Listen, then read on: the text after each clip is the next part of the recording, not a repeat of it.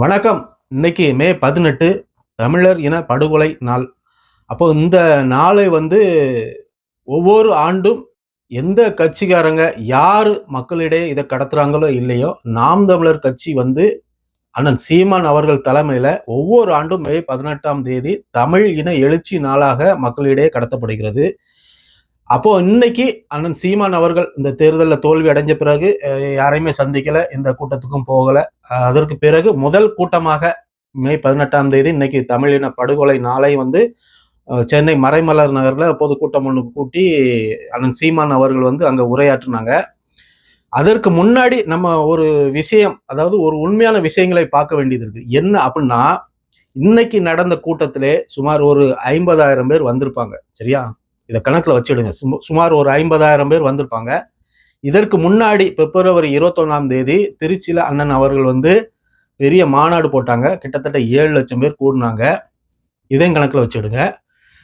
இந்த 2026 சட்டமன்ற தேர்தலுக்கு முன்னாடி சீமான் அண்ணன் அவர்களுடைய, அதாவது நாம் தமிழர் கட்சியோட வாக்கு சதவீதம் 8.2 விழுக்காடு. சரியா? கிட்டத்தட்ட 36 லட்சம் வாக்குகள்.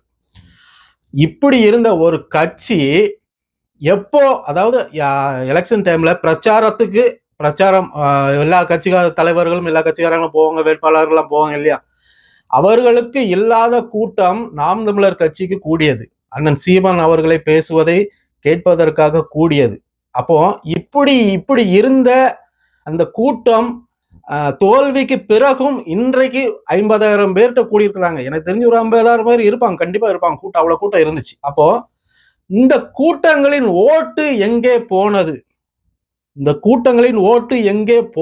இதுதான் இங்க பெரிய கேள்விக்குறியா நிக்குது. சரியா?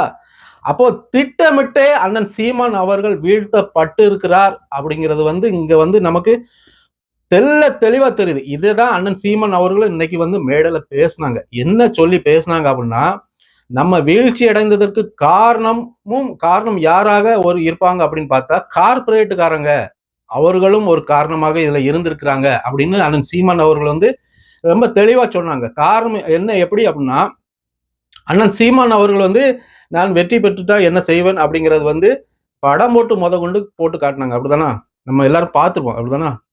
அப்போ அதுல என்ன சொல்லியிருந்தாங்க அப்படின்னா, தற்சாப்பு பொருளாதாரத்தை நான் கொண்டு வருவேன் அப்படின்னு சொல்லியிருந்தாங்க. சரியா? அப்போ தற்சாப்பு பொருளாதாரம்னா கார்பரேட் கம்பெனிக்காரங்க பூரா மூடனாதான் தற்சாப்பு பொருளாதாரத்தை கொண்டு வர முடியும். ரெண்டாவது, ஸ்கூலு, பள்ளிக்கூடம், அதை நான் உலகத்தரத்துக்கு கொண்டு வருவேன், தனியார் பள்ளிக்கூடங்களை மிஞ்சிற அளவுக்கு நான் கொண்டு வருவேன் அப்படின்னு சொல்லி தனியார் பள்ளிக்கூடத்துக்கு ஆப்பு வச்சார் சீமான் அண்ணன். சரியா? அதுக்கப்புறம் சாராய கடையை மொத்தமா டாஸ்மார்க்கு இழுத்து மூடுன்ட்டு அது ஒரு ஆப்பு வச்சார். அப்புறம் குடி தண்ணீர், மினரல் வாட்டர் பேன் அப்படின்னு சொல்லி ஒரு ஆப்பு வச்சார். சரியா? அப்புறம் கார் கம்பெனியை நான் இறக்குமதி தான் செய்வேன், இங்கிருந்து ஏற்றுமதி செய்ய விட மாட்டேன். ஒரு கார் தயாரிக்கணும்னா கிட்டத்தட்ட 3-4 லட்சம் லிட்டர் தண்ணி செலவாகுது அப்படின்னு சொல்லி கார்பரேட்டுக்கு ஆப்பு வச்சார். இப்படி பலதரப்பட்ட கம்பெனி கார்பரேட்டுக்காரங்களுக்கு ஆப்பு மேல ஆப்பு வச்சாரு அண்ணன் சீமான் அவர்கள். இதுதான் இங்க பெரிய சிக்கல்ல மாட்டி அண்ணன் சீமான் அவர்களை வீழ்ச்சியடை வைத்திருக்கலாம் அப்படிங்கிற ஒரு கேள்விக்குறியும் இங்க நமக்குள்ள எழுது. அதாவது எல்லாத்தையும் அண்ணன் சீமான் அவர்கள் மேடையில போட்டு உடைச்சிட்டாங்க. அதாவது வெற்றி பெற்ற பிறகு நம்ம சைலண்டா செய்யக்கூடிய வேலையை முன்கூட்டியே அண்ணன் சீமான், அதாவது ஒரு ரகசிய திட்டம் அப்படின்னு சொல்லுவாங்க இல்லையா, அதை எல்லாத்தையுமே வெளிப்படையா வெளியே சொல்லக்கூடாது. இதை செய்ய போறேன், அதை செய்ய போறேன் அப்படின்ட்டு எல்லாத்தையுமே போட்டு உடைக்க கூடாது. நம்ம வந்தா நல்லா செய்வோம், வைப்போம் அப்படின்னு சொல்லிட்டு அதோட இருக்கணுமே தவிர ஆனா அண்ணன் சீமான் அவர்கள் எல்லா விஷயத்தையுமே கார்பரேட்டுக்காரன்னு நான் அழிச்சிருவேன் அப்படி இப்படின்னு சொன்னதின் விளைவு இப்ப அவங்க எல்லாமே ஒண்ணு கூடி அண்ணன் சீமான் அவர்களை ஓச்சு கட்டிட்டாங்க. அப்போ இன்னைக்கு நடந்த அந்த பொதுக்கூட்டத்துல அண்ணன் சீமான் அவர்கள் என்ன பேச போகிறார், கண்டிப்பா இன்னைக்கு இருக்கிற முதலமைச்சர் விஜய் அவர்களை பத்தி கண்டிப்பா பேசுவார் அப்படின்னு எதிர்பார்த்தாங்க. அதே மாதிரி அண்ணன் சீமான் அவர்களும் பேசினாரு. ரொம்ப ஆழமா போகாம மேலாட்டுல சொல்லி காட்டினாரு. என்ன அப்படின்னா, 10 லட்சம் கோடி தமிழ்நாட்டோட கடன் இருக்கு இல்லையா, இது தெரியாமலா நீங்கள் வாக்குறுதி கொடுத்தீங்க? பெண்களுக்கு 2,500 தாரேன், தாய்மாமன் சீரு, தங்கத்துல தாலி, இலவச பேருந்து, இது சிலிண்டர் 6 சிலிண்டர் சூப்பர் 6 இதெல்லாம் தாரேன்னு சொல்லி நீங்க சொன்னீங்க அப்படிங்கிற அந்த குற்றச்சாட்டை முன் வச்சார். இதெல்லாம் தெரியாம நீங்க எப்படி வாக்குறுதி கொடுத்தீங்க அப்படின்னு அந்த குற்றச்சாட்டை முன் வச்சாரு. அதற்கு பிறகு நாங்க ஒருவேளை நான் உட்பட ஒரு 4-5 பேர் ஜெயிச்சு சட்டமன்றத்தில் வந்திருந்தா உங்க பாடு ரொம்ப சங்கடமா தான் இருந்திருக்கும் அப்படிங்கிற மாதிரி நிறைய விமர்சனங்கள் கொஞ்சம் அப்படி மேலாட்டுல வச்சாங்க. இது வந்து கேட்கக்கூடிய நேரத்துல கேட்கக்கூடிய விஷயங்களை வந்து கேட்கணும். அப்புறம் சீமன் அண்ணன் அவர்கள் வந்து ஒரு முக்கியமான விஷயத்த சொல்லிட்டாங்க. இனி பத்திரிகையாளரை வந்து நான் சந்திக்க போவதில்லை, அது மட்டும் இல்லாம மக்களுடைய எந்த பிரச்சனைக்கும் நான் போயிட்டு நிக்க போறதில்லை அப்படிங்கிற மாதிரியும் அண்ணன் சீமான் அவர்கள் வந்து சொல்லி முடிச்சாங்க. இதுல வந்து மக்களுக்காக நான் போய் நிக்க மாட்டேன் இனி அப்படின்னு சொன்னாங்க இல்லையா, அது வந்து சும்மா விளையாட்டுக்கு சொன்னதுதான். ஆனா பத்திரிகையாளரை நான் சந்திக்க போறதில்லைன்னு சொன்னாங்களே, அது வந்து நடக்க வாய்ப்பு இருக்குன்னா எப்படி அப்படின்னா, சும்மா போகும்போது வரும்போதெல்லாம் அப்படி எப்ப பார்த்தாலும் அண்ணன் சீமான் அண்ணன் வந்து மைக்க நீட்டினோடனே பேசுவார் இல்லையா, அந்த பேச்சு இனிமே இருக்காது. தேவையான இடங்கள்ல தேவையான விஷயங்களை மட்டும் பேசுவார் அப்படின்னு தான் இங்க அண்ணன் சீமான் அவர்களுடைய அவர் சொன்னதை வந்து நம்ம புரிஞ்சுக்க முடியுது. சரியா? அதனால மொத்தமாட்டு எல்லாத்தையும் ஒதுக்க மாட்டாரு. எங்க தேவையோ அங்க மட்டும் பேசிட்டு போயிட்டே இருப்பார். சும்மா மைக் நீட்டும் போதெல்லாம் அண்ணன் சீமான் அவர்கள் பேச மாட்டாரு. அதுதான் அண்ணன் சீமான் சொல்ல வந்தார் அப்படிங்கிறது மாதிரி நம்ம புரிஞ்சுக்கிட முடியுது. சரியா? அப்போ இன்னைக்கு இதுதான் சம்பவம் நடந்திருக்கு.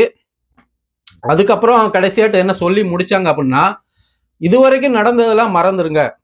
இன்னையில இருந்து, அதாவது எலெக்ஷன், சட்டமன்ற தேர்தல் எலெக்ஷன் நடந்து இல்லையா, அதுல நடந்த தோல்வி, அதுக்கு முன்னாடி நடந்த வாக்கு சதவீதங்கள் எல்லாத்தையுமே மறந்துருங்க. மறந்துட்டு இன்னையில இருந்து புதுசாட்டு ஃப்ரெஷ்ஷா நம்ம ஆரம்பிப்போம் அப்படின்னு சொல்லி கட்சிக்காக வளர்ச்சிக்காக நீங்க வந்து உழைங்க பாடுபடுங்க அப்படின்னு சொல்லி சொன்னாங்க. அதுக்கு பிறகு 2029 பாராளுமன்ற தேர்தலையும் 40 இடங்கள்லையும் வந்து தனித்து தான் போட்டி போடுவோம் அப்படின்னு சொல்லி இன்னைக்கு உறுதியா சொல்லிட்டாங்க. அங்கேயும் 20 பெண்கள் 20 ஆண்கள், அங்கேயும் பாகுபாடு இல்லாம இதே மாதிரி தான் தனித்து தான் போட்டி போடணும் அப்படின்னு சொல்லி உறுதியா சொல்லி முடிச்சுட்டாங்க. பார்ப்போம் என்ன நடக்குன்ட்டு. அண்ணன் அதுக்கப்புறம் இன்னொரு கருத்தையும் சொன்னாங்க. அதாவது கவர்ச்சி நம்பி போறவங்க கிட்ட புரட்சியை எதிர்பார்த்து நம்ம பிரயோஜனம் இல்லை, இவங்க கவர்ச்சியில மயங்கி கிடக்குறாங்க நம்ம மக்கள் வந்து, அவங்க கிட்ட நம்ம புரட்சியான கருத்துக்களை பேசி ஒரு பிரயோஜனமும் கிடையாது அப்படின்னு சொன்னாங்க. அந்த கருத்தையும் சொன்னாங்க. எல்லாம் சரிதான். இனி வந்து நம்ம செய்யக்கூடியது என்ன அப்படின்னா, எப்படி இனி வெற்றியை மட்டும்தான் நம்ம எதிர்பார்த்து போகணும். வெற்றி நமக்கு வேணும். அதற்கு என்ன செய்யணுமோ எல்லாம் செய்யலாம். என்னோட கருத்து அதுதான். நம்ம வந்து இறங்கிட்டோம், களத்துக்குள்ள இறங்கிட்டோம், ஜெயிக்கணும். தோத்து பின்னாடி போகக்கூடாது, பின்னோக்கி போகக்கூடாது. அதுக்கு நம்ம களத்துல இறங்காமலே இருந்திருக்கலாம், வெளியே இருந்திருக்கலாம். களத்துல இறங்கியாச்சு. இனி வந்து வெற்றி கொடியை, இந்த வெற்றியை தொடணும். அதற்கு என்னென்ன வேலை செய்யணுமோ அது எல்லாமே செய்யணும். அப்பதான் அந்த வெற்றியை வந்து நம்ம அடைய முடியும். அதை நோக்கிதான் சீமான் அவர்கள் வந்து இன்னைக்கு அவருடைய பேச்சு அப்படிதான் இருந்தது. பார்ப்போம் என்ன நடக்குன்னு. இணைந்திருங்கள். மீண்டும் ஒரு காணொலியில் சந்திக்கலாம். நன்றி, வணக்கம்.